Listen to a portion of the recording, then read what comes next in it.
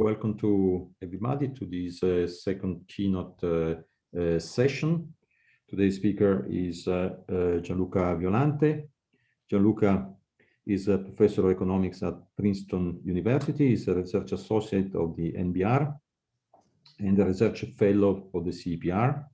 His main research interests are in macroeconomics, labor economics, and public finance. He has published his research in top economic journals, such as the American Economic Review, Econometrica, Journal of Political Economy, Quarterly Journal of Economics, and Review of Economic Studies. He has over 40 articles published in several top field journals and about 15,000 citations. After his laureate from the University of Torino, Gianluca received his PhD in economics from the University of Pennsylvania. And before joining Princeton, he taught at University College, London, and at New York University. From 2009 to 2013, he was the coordinating editor of the Review of Economic Dynamics, and from 2015 to 2019, one of the co-editors of Econometrica. He's currently one of the associate editors of the Journal of Economic Perspectives. Since 2016, he's a fellow of the Econometric Society, and since 2017, he's one of the co-leaders of the NBR EFG group, Microdata, Macro Models. His American Economic Review article, Monetary Policy According to Hank, won the Economics in Central Banking Award in 2019. Today's lecture is The Great Lockdown and the Big Stimulus, Tracing the Pandemic Possibility Frontier for the US. And Gianluca, the floor is yours. Thank you very much, Claudio. Thanks for the invitation and for the generous introduction. It's a pleasure to be here today and to have the opportunity to present this ongoing work with Ziyu Fu, Greg Kaplan, and Ben Moll, which is titled The Great Lockdown and the Big Stimulus.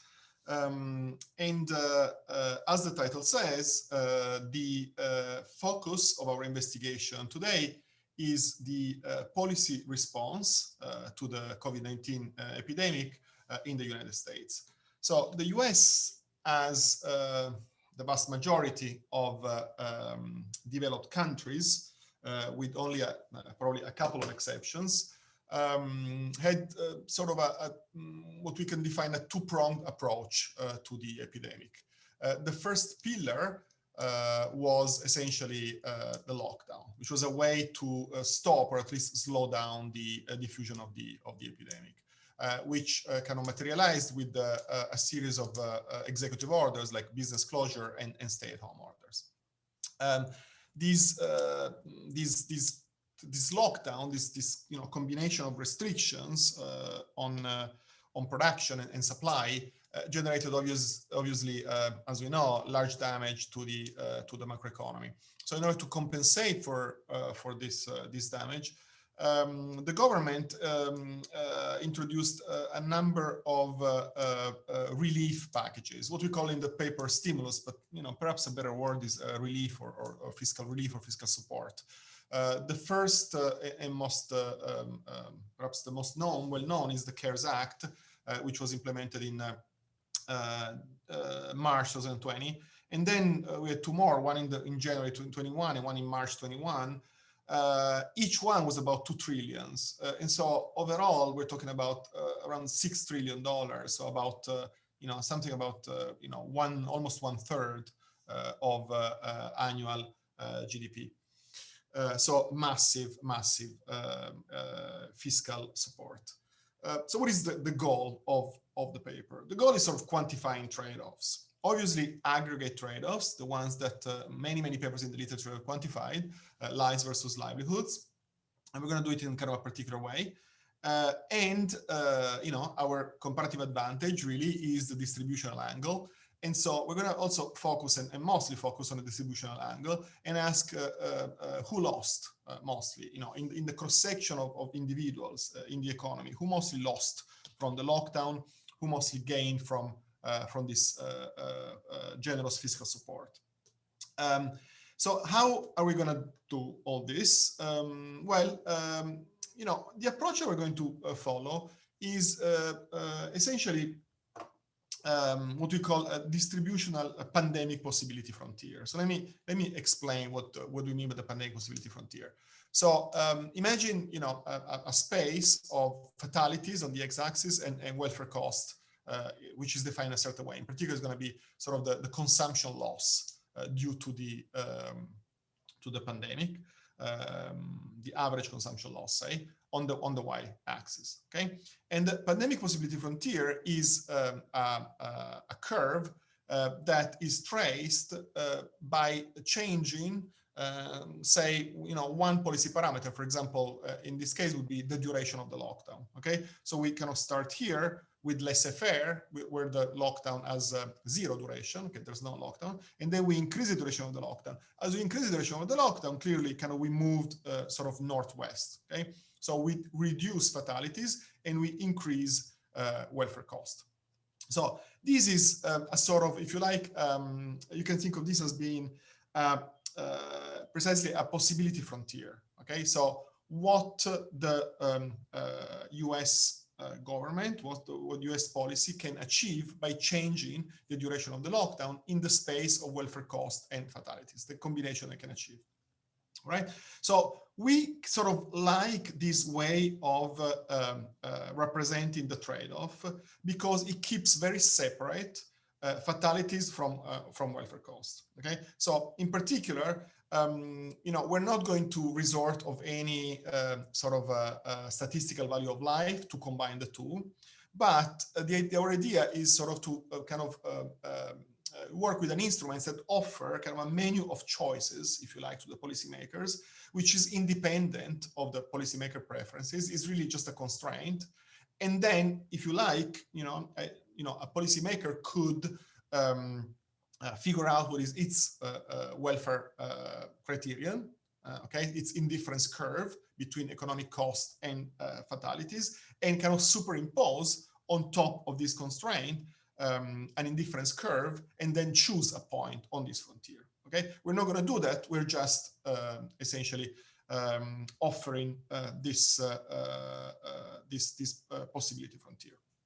At the end of the paper, we're going to do something a little bit normative, which is essentially we're going to think about policies that are alternative policies to the lockdown that seek to improve, if you like, this trade-off. Okay, so ideally, let me go back again to this plot. Ideally, we would like to move sort of, you know, southwest here. We'd like to move towards lower deaths and lower welfare costs. And we're going to ask, okay, can we figure out some policies that with the same that can, you know, that can sort of flatten this frontier and move it kind of southwest. Okay, that's we're gonna do it at the end of the paper.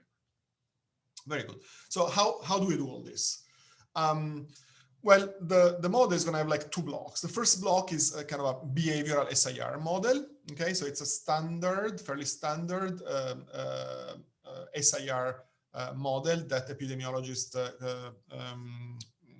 you know, sort of use for their analysis, with the twist that economists have added to this class of model, which is the behavioral feedback. Okay, we're going to have a two-way behavioral feedback between the virus and economic activity. So the diffusion of the virus is going to affect economic activity through behavior, and economic activity in turn is going to affect the speed of the diffusion of the virus.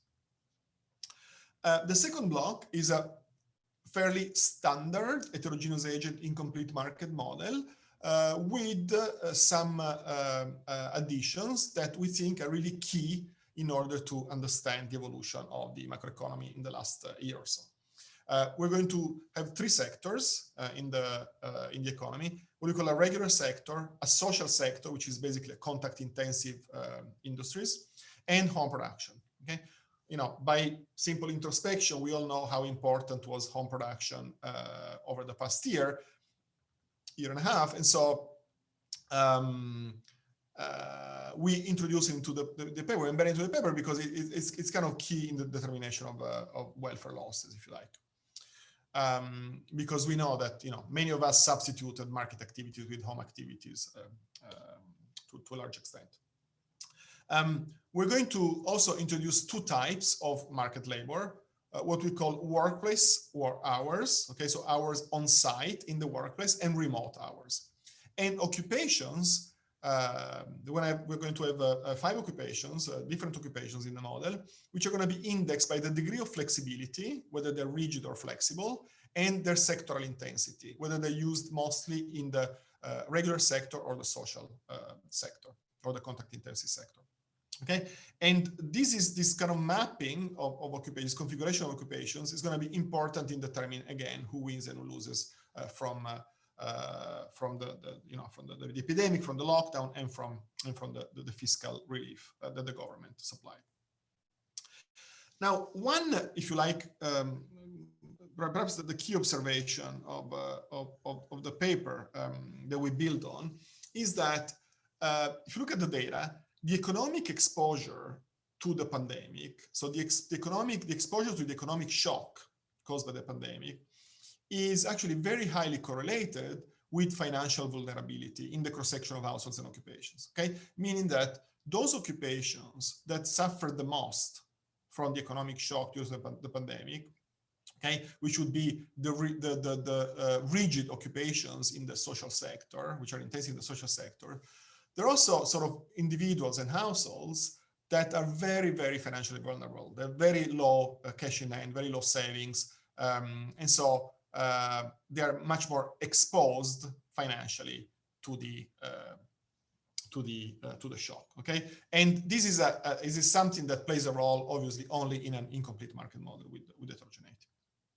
And we're going to obviously build this correlation into the model. So the experiments are as follows. We're going to basically calibrate the model to this economy and examine some counterfactuals. So in particular, what we call a laissez-faire counterfactual, where there's no lockdown, the economy with a lockdown, the economy with lockdown plus the fiscal support, which is basically the US economy, the US policy. And then, as I said, as I said earlier, we're going to look at some smarter, what we call smarter policies, which are the following, are basically Pigouvian taxes with targeted redistribution. Okay, so let me just mention the idea briefly, and then I'll come back on this idea at the end. So obviously, the main problem, if you like, of the epidemic is this externality, the fact that there is essentially an externality in the infections that is embedded. There is a a key characteristic of any epidemic. Now, Pigouvian taxes can somehow take care potentially of this externality. At the same time, because the model is an incomplete market model, there is limited insurance. So one could use the revenues of these Pigouvian taxes that sort of attack the externalities intrinsic in the pandemic and redistribute it in the right way in order to offer insurance to the groups that are mostly hit by the economic shock. And at the same time, you also take care of the second, if you like, friction of the economy, which is market incompleteness. Okay, so we show that the combination of Pigouvian taxation with target redistribution can actually achieve a much better trade-off, much flatter possibility frontier than the one offered, generated simply by the lockdown. All right, that's kind of the key idea, and I'll come back on this idea later. Very good. So let me now move to the model, to the details of the model, which I'm going to describe relatively quickly. So the epi block of the model is relatively standard multi-compartmental epidemiological model where we have essentially 6 blocks. Okay? We have the susceptible group. Susceptible become exposed if they get in contact with the virus, and for the exposed people, the virus is latent, meaning that it's not yet infectious. Then these exposed transition into the infectious group. The infectious group is the one that is key for the dynamics of the epidemic. Then once in the infectious group, an individual can transit either into the critical group or he can recover. If he can recover, if he recovers, then he's no longer infectious. If the individual transitions into the critical group, then this is the group that we kind of think of this group as being in sort of the ICU, hospitalized and in ICU. And these are the ones that may ultimately die. So at some rate, the critical die, at a different rate, again, they recover. We also assume that the death probability in the economy, and this is useful sort of to compute fatalities, especially in counterfactuals, depends on whether the total number of critical individuals in ICU is above or below a parameter, which is kind of the max ICU capacity of the economy, which we call Cmax. Okay. Obviously, if the number of critically ill is above max ICU capacity, then the death rate increases. In particular, we assume it doubles. Now, the key parameter of the dynamic of the epidemic is the transmission rate, beta. This is a model that we write in continuous time. So beta T is the transmission rate of the epidemic, the rate at which basically the infectious infect other people. And here we model beta T in a particular way that captures the feedback from economic activity to the infection rate. So basically this beta T is endogenous to the evolution of the economy. And it's the product of a parameter, beta 0, which is, the sort of a parameter, it's sort of a fundamental structural parameter of the disease, times terms that are a function of economic activity. In particular, CS is the aggregate amount of consumption in the social sector. Okay, so it's basically, think of this as the number of people going to restaurants, going to pubs, going to bars, going to retail stores, theaters, cinemas, and so on. And LW is the number of people that go to the office. Okay, it's like hours worked in the workplace on site.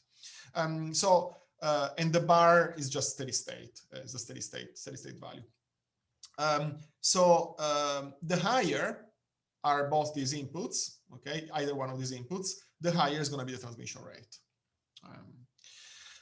The key parameter here is this new parameter. How do we parameterize it? Well, we set it to 1.3. Why? Because in the data we observe RT, the effective reproduction number, dropping from 2.5, which is the number, the estimation of R naught at the beginning of the epidemic, down to 0.8 after the lockdown.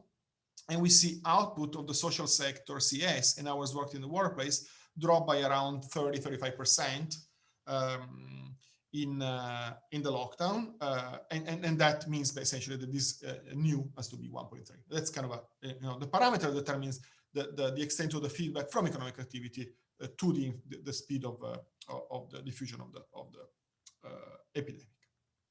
Great. Now we need a terminal condition for the model because we sort of looking at transition dynamics back to steady state. And what we assume here at the moment, I mean, we're still in the middle of the vaccination phase, but we're assuming that the vaccination kills the virus after 24 months from the onset of the epidemic. That would be March 2022. That's the assumption that we make, and we can discuss this. But that's what we make at the moment. Okay, let me turn to the economic block of the model.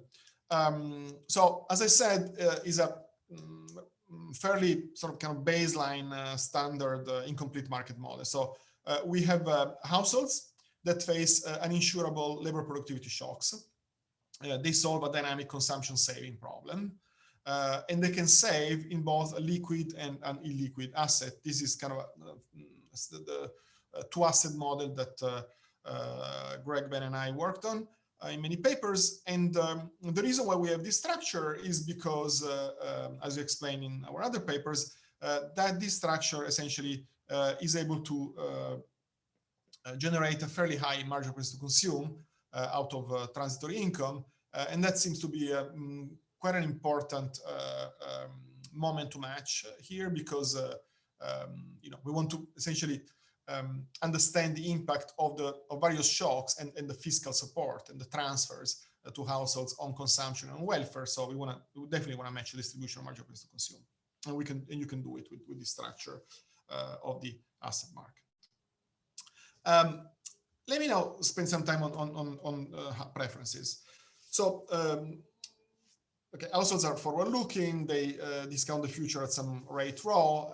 They have rational expectations, and they derive utility from regular consumption C, social consumption S, and home production H. They also derive this utility from work, in particular from workplace hours and remote hours. And from hours worked at home, which are a one-to-one mapping with home production. So every unit of hours at home gives 1 unit of the home produced good. Okay? So these are going to be some kind of CS functions that they parameterize in the model. Now, how do we model the feedback from the epidemic to behavior? Okay, so we want to capture this idea that people responded to the epidemic by going less or not at all to restaurants, theaters, cinemas, and so on, and to the office. Okay, so to kind of work in on site. The way we model this is through a utility shifter. Okay, 2 utility shifter. A utility shifter VS on the consumption of the social good, and a utility shifter VL on hours worked. So basically, these two functions, I mean, this function here VS is decreasing in I, this function VL is increasing in I. What it means is that as infections rise, basically individuals get less utility from consuming the social good, and more disutility from going to the office. And there is one key parameter here that determines this elasticity, and we're going to basically set this parameter to match the drop in economic activity after the lockdown. Okay, so after the lockdown, basically after the stay-at-home orders ended, there was still a decline in social consumption and hours worked at the office, and we think of this as being behaviorally driven, and so we sort of estimate the elasticity this way. So again, this is kind of the way we think of the feedback from epidemic to behavior. Okay, so when infections rise, people cut down on their consumption, they go less to the office, they cut down on say commute to the office and so on, and that's going to have an impact on economic activity, and in turn also is going to have an impact on the diffusion. It's going to cut down basically it's going to slow down the diffusion of the epidemic. Okay, great. Okay, let me turn to technology. So in the data we have a number of many occupations. So say we start with 3-digit occupations. We're going to classify each of the 3-digit occupations according to a matrix, a 2x2 matrix that is based on the Dingle-Neyman index of flexibility. Dingle-Neyman, they compute an index of flexibility based on net data, flexibility of the occupation, whether basically the tasks can be performed on site or at home remotely, and based on the employment share of that particular occupation in each sector, each of the C or S sector. And based on this classification, basically we group all occupations into four classes. C intensive flexible, C intensive rigid, S intensive flexible, and S intensive rigid. Okay, and here are some examples of the four. For example, shop assistants would be a rigid occupation in the social sector. Software engineers would be a flexible occupation, since they can work remotely in the C sector, intensive in the C sector. To these four occupations, we add another class, which was very important in it's quantitatively important. It's about 20% of the economy, which are the essential occupations, which are rigid occupations, but exempt from the lockdown. Okay, these are firefighters, police, nurses, doctors, many doctors, not all doctors, but many doctors, which they were sort of required or allowed to work during the lockdown, but these are sort of remote. Rigid occupations. Okay, very good. So what do we do with these occupations? Well, we kind of put in a production function for each sector. So each sector has the following production function, which is Cobb-Douglas in capital and labor. And this N, labor, is a CS aggregator across these 5 occupations with weights, which are sector specific. Okay. Finally, this is a model with flexible prices. So it's, in that sense, it's a kind of neoclassical model. Okay, I described pretty much the model. Just want to tell you kind of what lockdowns do in this economy, the way we think about lockdowns. The way we think about lockdowns is the following. So we think about 2 forms of lockdown, what we call the workplace lockdown and the social sector lockdown. The workplace lockdown is mandated maximum hours in the workplace. Okay, so it's the government that says you can't work more than, say, 1 day a week in the office. Okay, so it's a parameter kappa L. So if kappa L is equal to 0, then it means that the government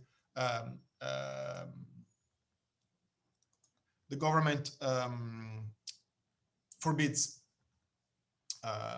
completely work in the office. It is like a stay-at-home order. The social sector lockdown, we think of it as a mandated decrease in capital utilization in the social sector. Okay, so it's this parameter kappa S, which basically corresponds to the government saying, well, to restaurants, you have to work at 25% capacity. Okay, so this kappa S would be, say, 25%. So again, 1 maps into stay-at-home order, 2 maps into non-essential business closures.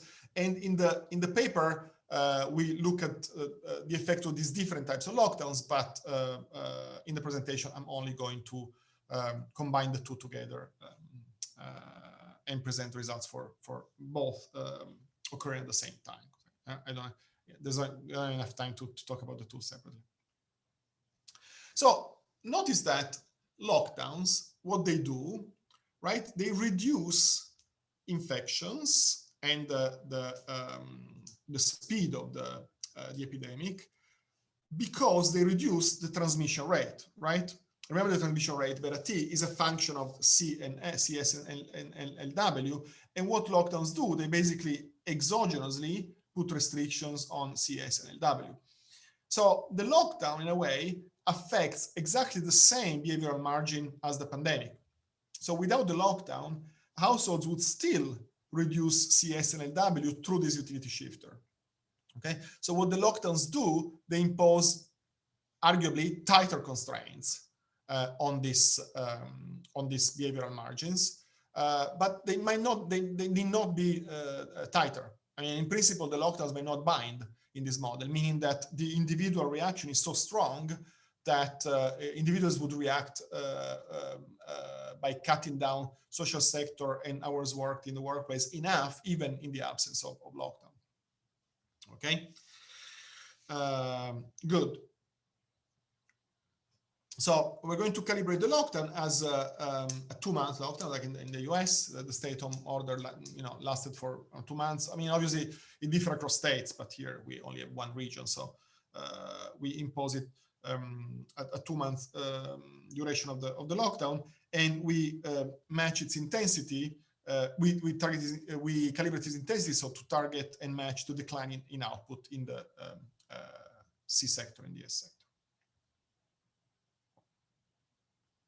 Okay, good. So this is basically how the 2 parameters look like. This would be like what you call the kappa W. This would be the kappa S.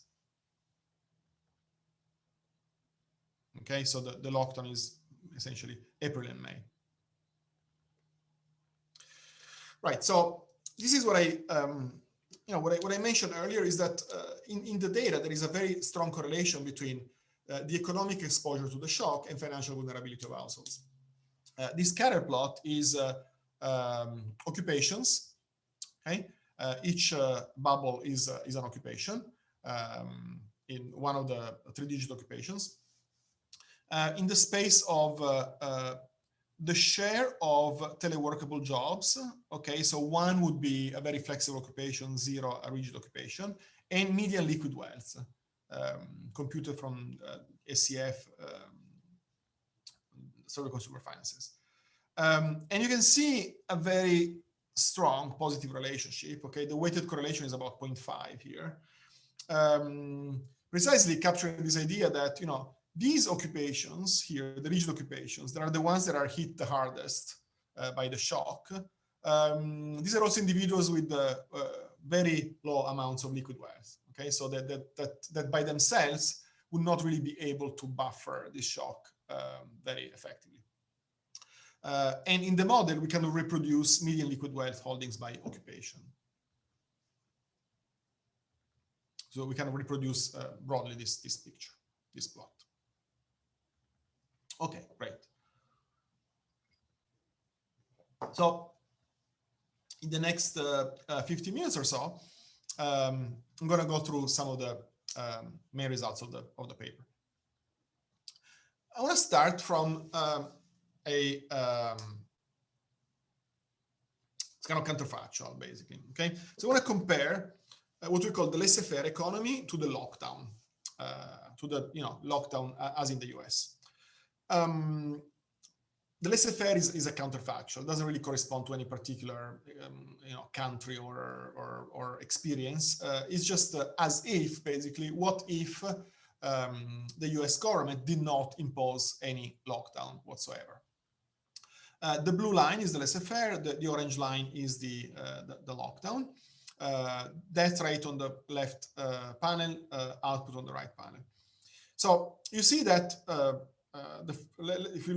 if we focus on the left panel, the difference in terms of death rates is that the lockdown induces a second wave, 2 waves, the laissez-faire only 1 wave, and there are fewer cumulative deaths under lockdown than under laissez-faire.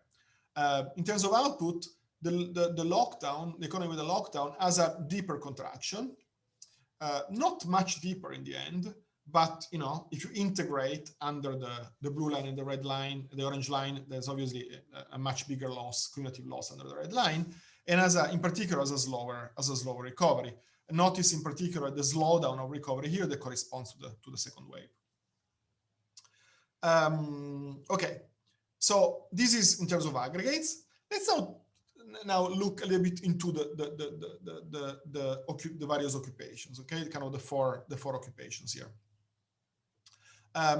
What I have here is labor income, so earnings, for the C-intensive flexible occupation. Okay, that's the software engineers.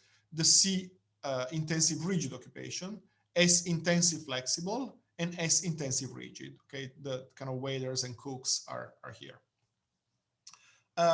Okay, so first thing to notice is that if you compare the red and the blue, again, in the laissez-faire, we see a large drop in income, but mainly for the S-intensive occupations, not so much for the occupation in the C sector. Why is that? Because there's no lockdown in laissez-faire, but there is a behavioral response. So there is a behavioral reduction in the demand for goods produced in the social sector, and that reduces labor income in the social sector. Comparing the laissez-faire to the lockdown, you see basically different redistributive implications, right, of the lockdown. Because in the lockdown, there is a severe drop in income also for the C-intensive occupation. The drop in income for the S-intensive occupation is pretty much the same for lockdown and laissez-faire, but there's a big difference for the C-intensive occupation. Okay, so the recession induced by the lockdown has different redistributive implication than the laissez-faire.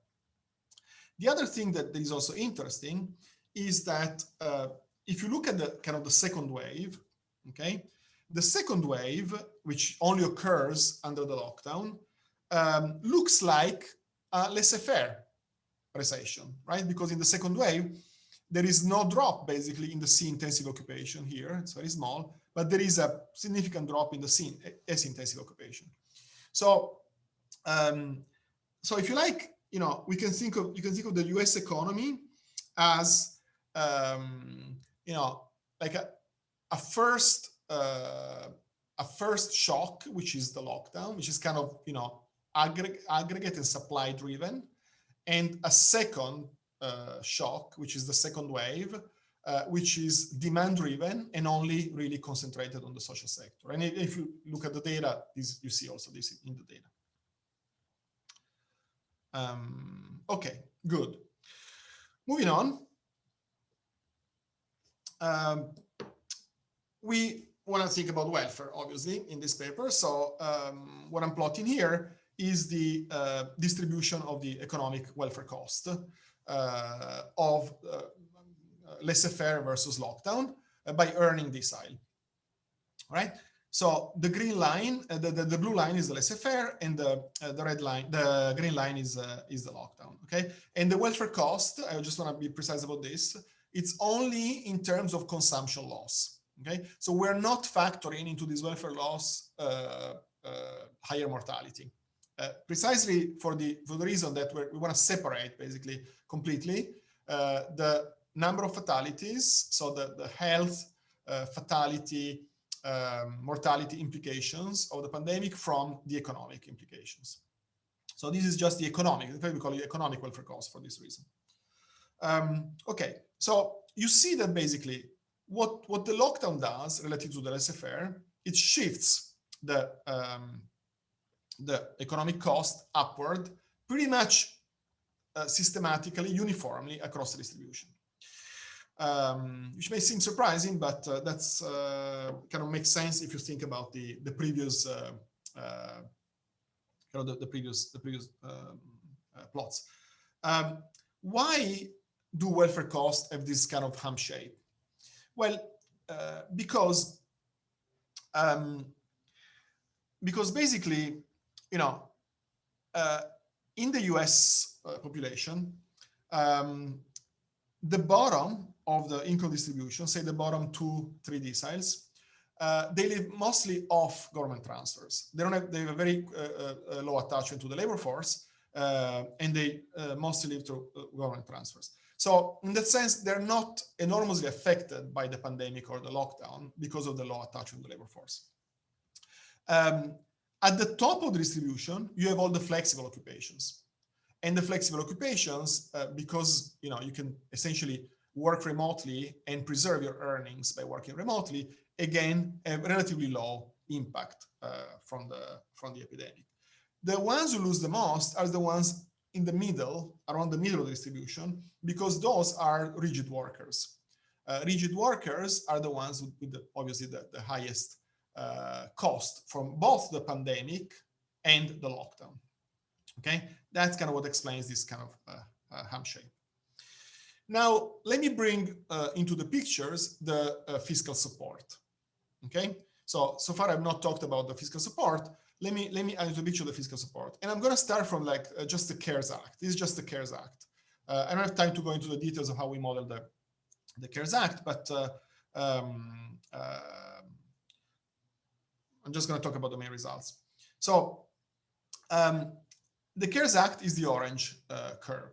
You can see that basically the CARES Act cut welfare losses substantially below the median, okay? And increase welfare losses above the median. Why? Because of future taxation. Because what we assume, obviously, there's all these transfers that are paid by the government are going to be repaid through higher taxes, higher flat tax, proportional taxes in the future. And so there are some households, which are the high income households, they don't really benefit enough from too much from the transfers, and they have to pay future taxes to finance these transfers. So they're going to lose relative to the lockdown. They lose even more because of the future taxation, right? But a large fraction of the population, the bottom, say 30%,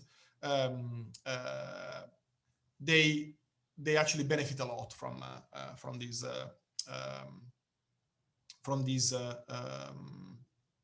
transfers. Okay, now this is just the first round. Okay, it's just the CARES Act. Let me add. I guess I'm going to skip this because I don't think I have time. Okay, just very quickly. I'm just going to mention very briefly that the model kind of replicate this key fact about the pandemic, that consumption dropped This is low consumption. Consumption dropped very dramatically, but disposable income actually increased a lot. Okay, so there is all this kind of area underneath here is the personal saving rate of the U.S. households, and personal saving rate has increased a lot, as we know, because households couldn't spend, and their disposable income increased both because they couldn't spend and because of the government transfers. Okay, so the model captures this. Let me kind of skip this and move to the economic welfare cost with all 3 rounds of stimulus. That's the red line. Okay, you see the red line is quite striking because it shows that at least at the bottom of the distribution, okay, in the bottom like 3D side of the distribution, actually households record a sort of a net gain relative to the pandemic. Okay, so just in terms of welfare cost, again abstracting from fatalities, what the model tells us is that these households gained in net terms, which is kind of surprising, but it's also not that surprising in a way, because combining the 3 rounds of stimulus, this was really extremely generous set of transfers.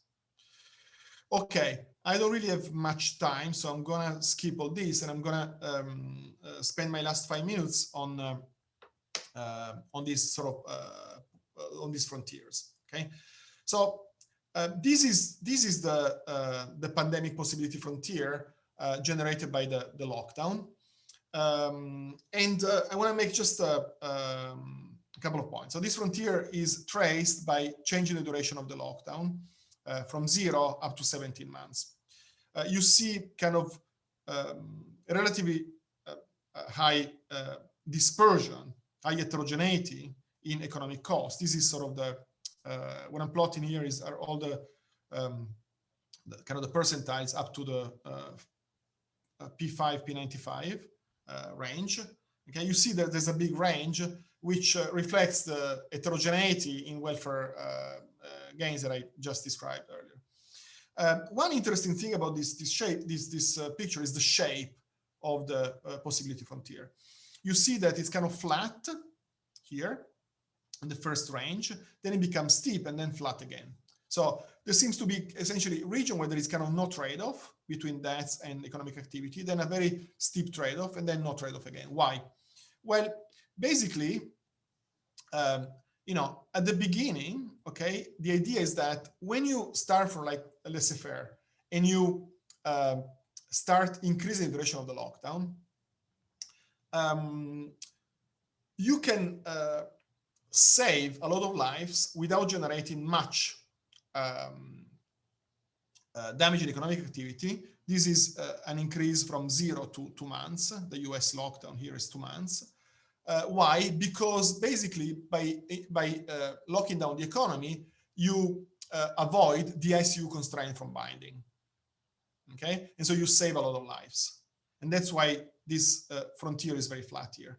Then, as you keep increasing the duration of the lockdown, then the ICU constraint is no longer binding, and so you're not really saving many lives anymore, and you're actually generating a lot of economic cost into the economy. So this trade-off is very steep. Why the trade-off becomes flat again? Because if you keep increasing the duration of the lockdown, you can actually avoid the second wave. And you can avoid the second wave, and then you start vaccinating people, and at that point the virus disappears without basically a second wave, and so you save a lot of lives again, right? So there is no linear trade-off, which is generated by the role of the ICU constraint and the vaccine. And many people, there's been a big debate, if you remember early on, about the cost and benefits from lockdown. Some people claimed there's really no trade-off between lives and economic activity. Others argue there is a very strong trade-off. Well, this pandemic possibility frontier tells you that they're both right, depending on which point you are. In some regions, there is a very steep trade-off. In other regions, there is no trade-off whatsoever. All right, and let me skip to my last slide. Okay. So I mentioned that we sort of thought about alternative policies. Okay, so I mean, if you think about the what the lockdown does, the lockdown essentially restricts quantities. It's a way to restrict exogenously quantities, so economic activities, quantities of hours worked, quantities of social consumption, in order to reduce infections. But we know there's also another way to reduce quantities, which is not putting constraints on quantities directly, but increasing prices through Pigouvian taxes, to taxes that cannot take care of basically the externality. So here, that's exactly what we're doing. So in this top left plot, we're plotting pandemic possibility frontiers for the lockdown, which is what I just showed you, and two other alternative policies to reduce quantities, which are what we call a social consumption tax and a workplace hours tax. The social consumption tax is a tax of 30% on every unit consumed in the social sector, okay? And then we take these revenues and we redistribute them to the workers in the social sector. The workplace hours tax is a tax, again, of 30% on every hours spent at the office, with revenues redistributed to the rigid occupations. Okay, so you see that basically with the Pigouvian tax, you kind of, as I said earlier, you hit the negative externality, and with the revenues, you sort of hit the frictions associated to imperfect insurance and market incompleteness. The light blue and the orange line, there's no lockdown, all right? And what you can see basically is that, generally speaking, these two policies, which are, again, are sort of a zero-cost policy in terms of discounted present value, okay? They offer a better trade-off than the lockdown. They offer a better trade-off because these frontiers are kind of flatter, and they're closer to the ideal point, which is the 0-0 point. All right. So this is, just a kind of a different way of thinking about policy interventions that can achieve at the same time low fatalities and lower economic cost. Okay, very good. And let me conclude. So the paper has kind of four messages. The first message is that the economic welfare costs of the pandemic are very heterogeneous, kind of regardless of the policy response. But if you compare laissez-faire versus lockdown, who bears the cost differ. Okay, so there are different redistribution implications of laissez-faire versus lockdown, even though they both generate a large economic cost to the economy. The largest welfare costs, perhaps surprisingly, are in the middle of the earnings distribution. We show that the CARES Act reduced average economic cost by around 20%, but they're highly distributed towards the bottom. And when you add on top of the CARES Act the two additional rounds, this conclusion is even sharper. The slope of the third result is that the slope of the pandemic possibility frontier varies with the length of the lockdown, and that this kind of reconciles conflicting views on the extent of the health-wealth trade-off. And these taxation-based alternatives to the lockdown, they seem to work in the sense that they flatten the pandemic possibility frontier, so they improve the mean trade-off. I mean, obviously, the reason why we did not see any of these policies being implemented in this pandemic is because, at least one of the reasons, is because it kind of, it would take time for the government to figure out what is the exact tax rate to implement and what is the exact way of redistributing, and governments did not have any time basically to respond to the shock. They had to respond immediately, very, very quickly, and so the lockdown was the only really way to go. And that's it. That's all I had to say. Thank you very much. Sorry if I went like 5 minutes over time.